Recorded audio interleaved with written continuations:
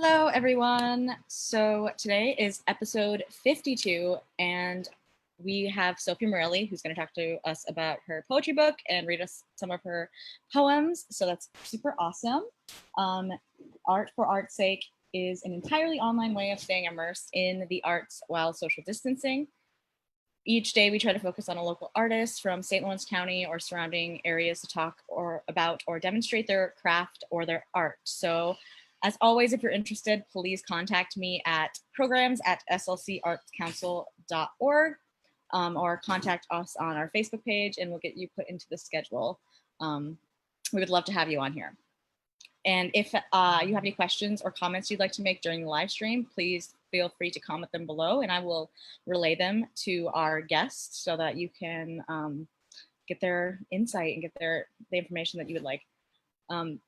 As always, we are grateful for our sponsors and our donors. So if you would like to make a contribution so that we could put on more of these fantastic programs that we have, please visit us at slcartscouncil.org/give, where you can make a donation.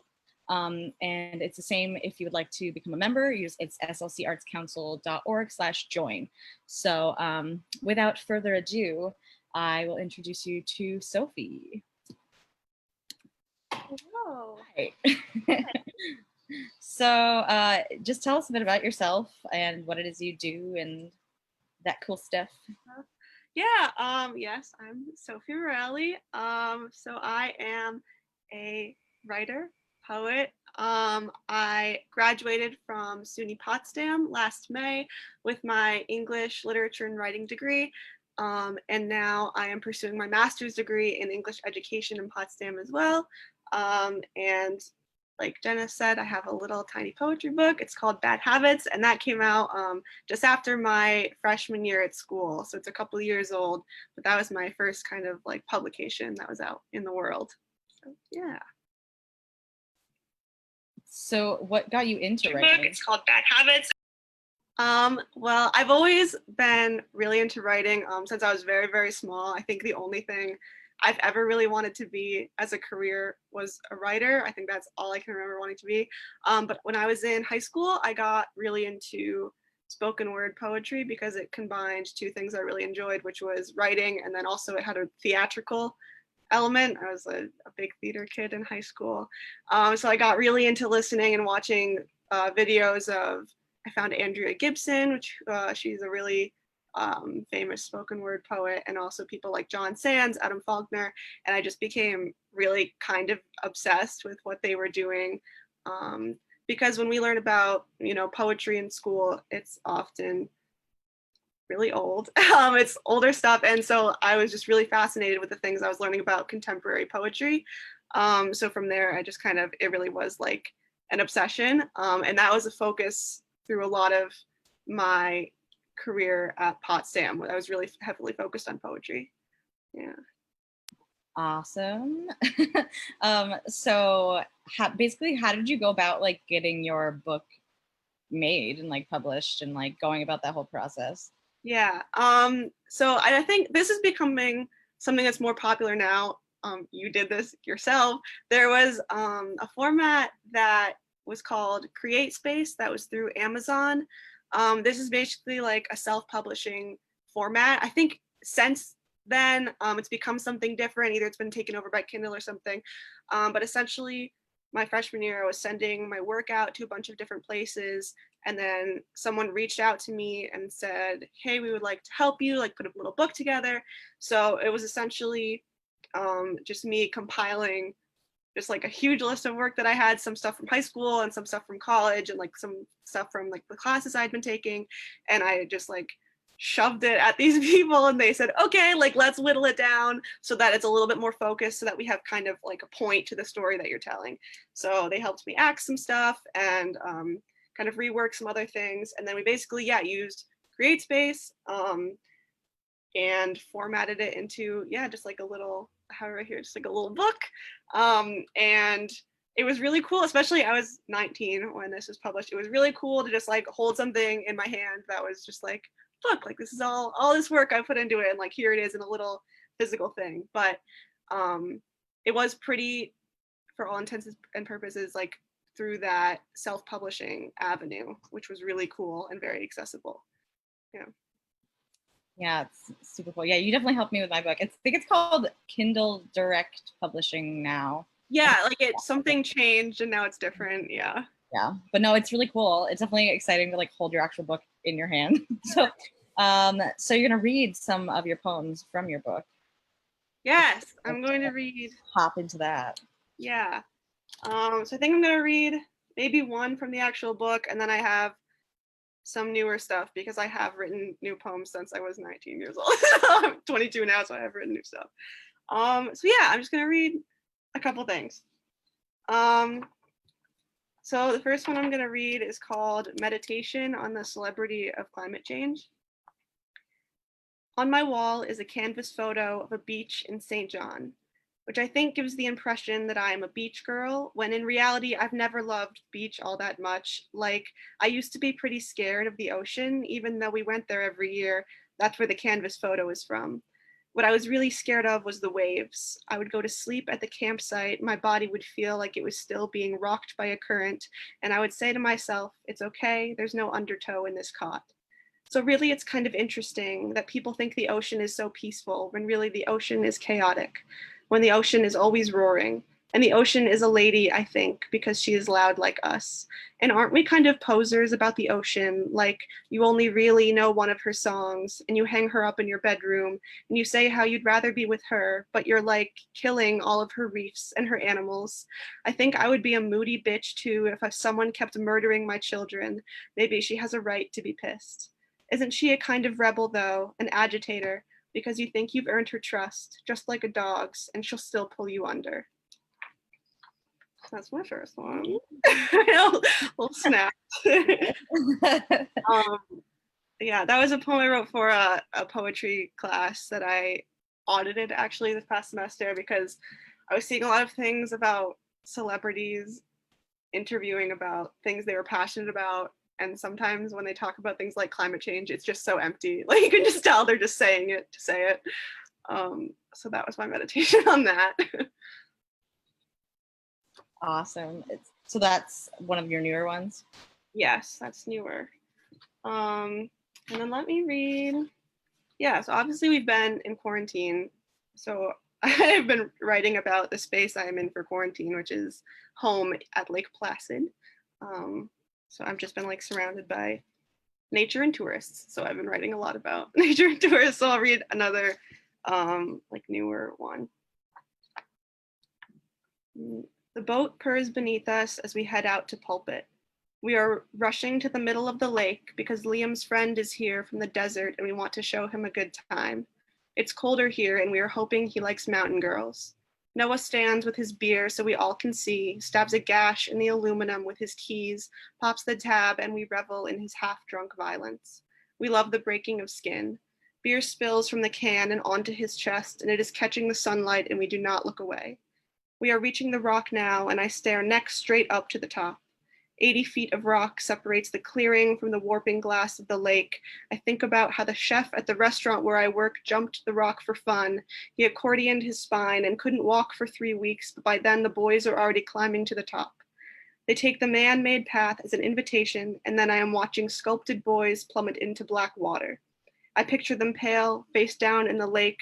We hold our breath each time they hit the surface until their shivering bodies pop up from the mean water. We wrap the boys in towels, their Cheshire grins frozen on their trembling bodies because they did another thing the girls wouldn't. Their smiling, chattering teeth in the face of their could-have deaths. We turn the boat back toward the dock, and I have not gone in the water in hours, but I am shaking with cold like the boys. Like the boys, I am shaking with cold. So my other one, and that's just about, there's a delayed, sorry.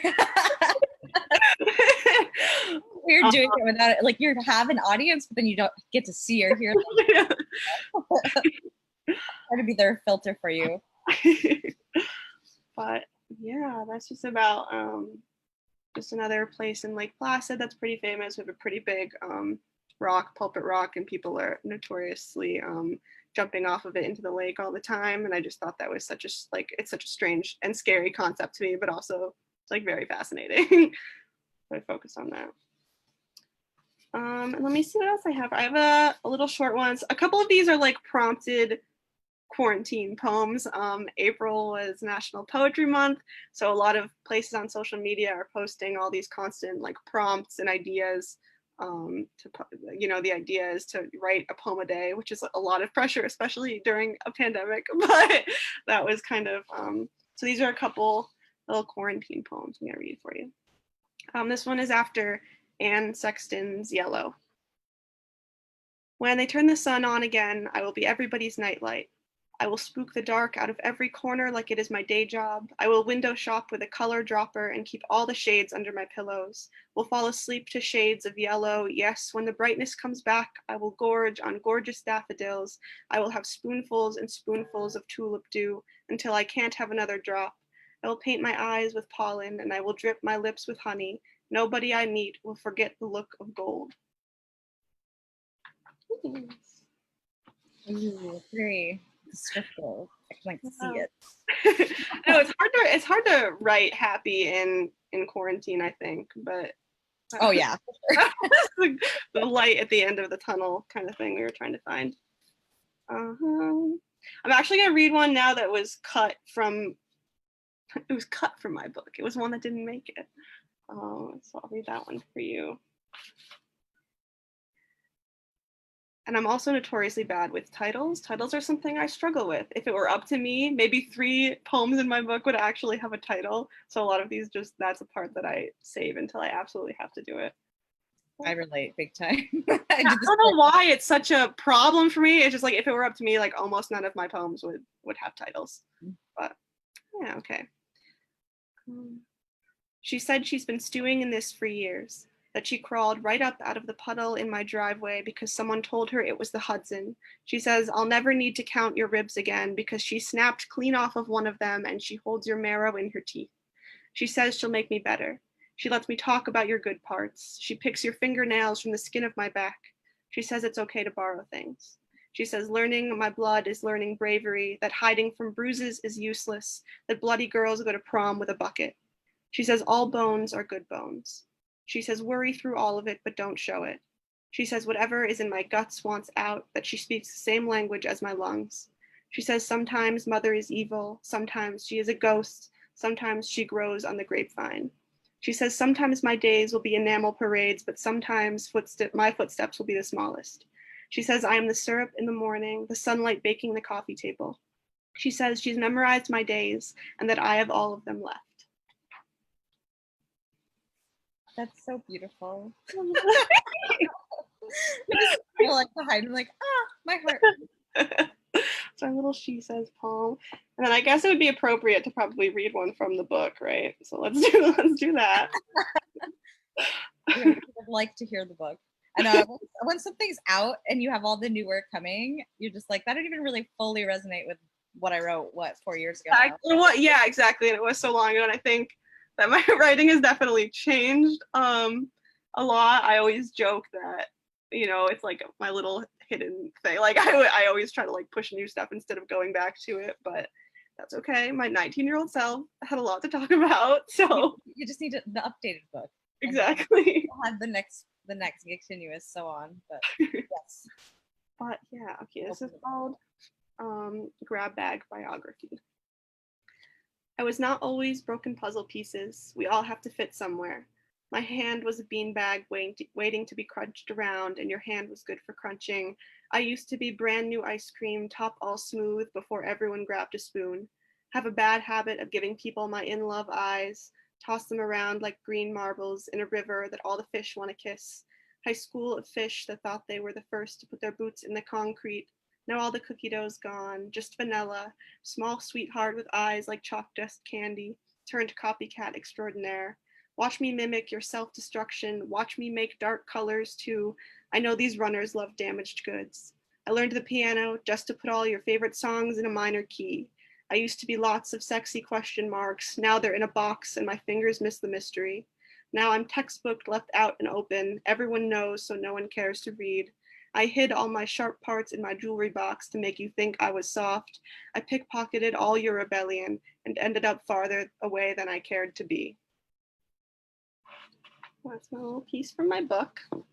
Yay. There you go. Show us your book, like what it looks like. Oh yes. There's the cover. This was actually taken by a friend of mine in a dorm building in Potsdam, like on campus. This was in Bowman's Health. I'm holding the paintbrush. Very lucky to be a part of the process. And she basically the person who took this picture. Her name is Caitlin Lawless. She is a local photographer, artist, reptile enthusiast now. Really, she has tons of like animals and stuff. But she took this for me, which was a really huge help because I had no idea how to go about the cover, but she like designed this font for me. She like designed the whole layout. She took an idea I had for the cover and like made it something really cool. So that was cool. And that's like another thing I really liked about the self-publishing process, which again, you can talk about also, but you really have complete control over how the book looks, which is difficult also, deciding all of those things and making them all happen. But it's really cool to feel like you really were a part of every little piece of the book. So Yeah, definitely. No, I know you helped me a lot with my book, like a lot. Like you were a significant part in how I got there. So like what kind of advice would you give to people who are like me to get started in something like that? yeah, well, I think especially if you want to do, well, again, something like this now is really accessible to a lot of people. This was completely free to make. You only have to really, put money forward if you want copies of the book, and even then it's really reduced. So I would just say have people read your work. I did not have as many like fake copy editors as maybe I should have had for that. You should show it to everyone. You should show it to people who maybe are not going to just like tell you what you want to hear. I remember getting a lot of compliments from my family and friends, and then I showed my like work to a professor eventually, and he was like, yeah, this has some potential. This has a couple really good pages. And I was like, yeah, whatever. I'm not going to listen to you. But really, like, you need some constructive criticism. So I think you should give your work to people who you're going to get a broad range of responses. And then if you're going to go about something like this, you have to be really patient. Formatting takes forever. Some parts of it, you really have to put the time into it. But it's rewarding when you put that time into it. And also, I feel like you have to, again, be, modest, but also honest. I think a lot of writing, and especially poetry, is accepting that you can pretty much always be learning something new or bettering what you already have. And then you have to be honest with what you're writing. Like I said, a lot of my book is not how I feel necessarily anymore, but something that, my grandma always says, and I'm like ragging on my own work, is that, like it was honest, it was truthful, and you have to write what's honest and true to you, even if, you're worried about what other people might think. You have to be truthful in your writing. So yeah, I think just find what's true and write it loudly and over. Yeah. I yes, definitely agree with everything you just said. Especially the having other people read it thing, because I didn't do that as Yeah. I don't think anybody read mine before I did anything. I think I'm the only eyes that saw it. And then I read it again and again and again. And even then, there's plenty of typos I caught on to afterward, little like random things here and there. Yeah, exactly. They totally said that don't mean what I thought they said. Mm-hmm. So yeah, that's definitely a big thing. Yeah, and even with so many people reading it, like, I don't know, typos everywhere, especially if you're the one, like, there's no one screening it, it's just you. There's a typo on my back cover. I will expose myself. Like, you have to have other people read it and, like, go over it so you're not missing anything huge and blatant. Yeah. Mm-hmm. Definitely. Although it does give it a little bit of its own authenticity to Yeah. those little. It's raw. So what are your plans? Do you have like another book and you're hoping to do, or anything of that sort? Just keep writing? Yeah, I think if I was going to, I'm in graduate school, which does consume a lot of time and energy. But I really am looking, because we've been, at home for so long. I have been working on some things, and I think that I would really like to put something like a chapbook out, especially now that I know how simple self-publishing can be. I think I would really like to work on maybe a small chapbook, something with a really like pinpointed theme, just so I can keep putting work out. And I've been submitting some stuff to some magazines with a lovely little wait time of like 6 to 8 months. So, you just have to be patient. So working on it, submitting stuff, and then just really writing to for my own like mental sanity. It just helps me declutter everything with like grad school and all of that. So just writing to write a lot of the time. For sure. So what is like your favorite and least favorite parts about like putting a book together? Because I know there's definitely both aspects of it that been going into it. I just remember formatting being such a tedious process. I think you really have to go through the process of, you have to lay the whole book out, but then if you make one little change, it could offset like every other page in the whole piece. And you really have to like order publishers' copies and have them sent to you before they're put out, because the book looks different in real life than how it looks online. My font is very, very tiny in this book. I think I would make it bigger. It's just that the formatting part, just the act of like putting the whole thing together was very, very tedious and draining. I had to keep telling myself like it'll be worth it, like it'll be a book soon. And then my favorite part was to stroke my ego a little bit. Like actually, this was the first time I've really shown people in my life like my work in bulk. I'm usually very scared to kind of show people what I'm working on, but having this out in the world, I was like, well, anybody can see this. It's on Amazon. Anyone in the world. So this gave me kind of a little courage boost. I started reading my work at poetry shows and kind of posting more stuff.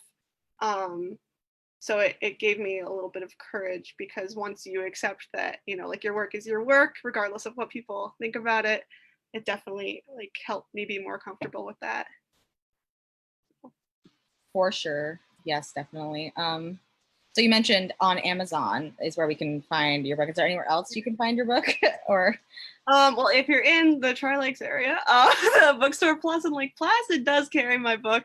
But for right now, Amazon is the easiest place to get it, unless you're somewhere that is close to me. I have copies that I can give you directly.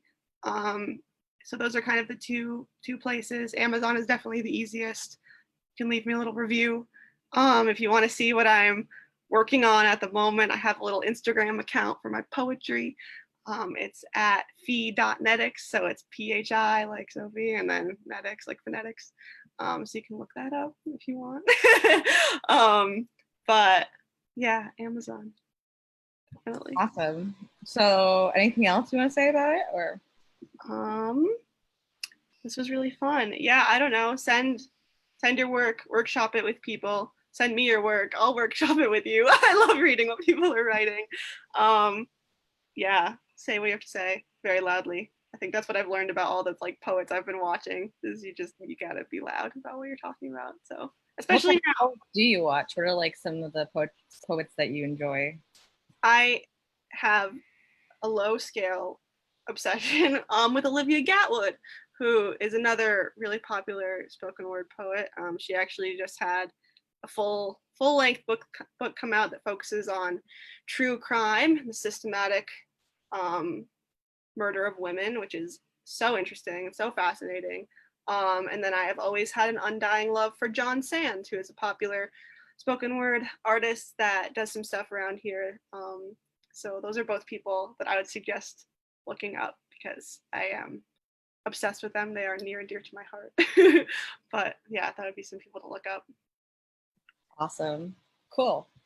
So yeah, this was fun. I really enjoyed it. Thanks for coming on. I know I kind of like asked you sort of last minute-ish, so thanks. No, thank you for having me. It was so fun. Yeah, and I still have your book and I've read it, so I know how awesome it is. So definitely your book. But Yeah, I guess I'll close us out with once again welcoming everyone to who wants to be part of this to send me an email at programs@slcartscouncil.org, because we are looking for super awesome people with a multitude of different artistic skills to come, do a little presentation, talk about it, even demonstrate if you want to. So yeah, definitely send an email and we will get you on the schedule. But until then, we have more poetry coming at you tomorrow with St. Lawrence Count. I can't remember what the name is. Oh my God, this is slap poetry in St. Lawrence County. So we have more poetry coming at you tomorrow. So stay tuned, and I will see you then. Thanks again, Sophie. Thank you. Yeah. Bye. Bye.